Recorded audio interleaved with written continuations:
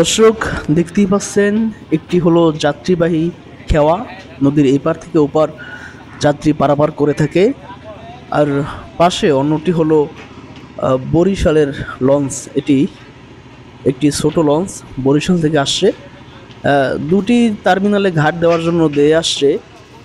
কোনটি আগে আসবে সেটি দেখার পালা, এবং পরবর্তীতে কি হয় সেটি দেখাবো একেবারেই রক্তিম সন্ধ্যায়। দেখতেই পাচ্ছেন আপনারা, ঘাটে একটি ভোট আছে মাছ ধরার।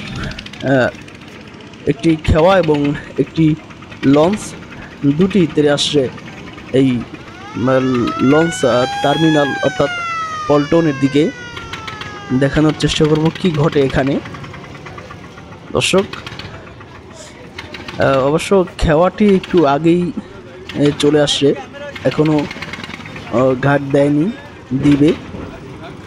ঘাট দিয়েছে দেখেন, এবং পাশে লঞ্চটি ঘাট দেওয়ার জন্য একটু জায়গা রেখেছে, এবং ওই পাশে আবার একটি মাছ ধরার ফিশিং বোট, যেটি সাগরের বঙ্গোপসাগরের আশেপাশেই মাছ ধরে থাকে।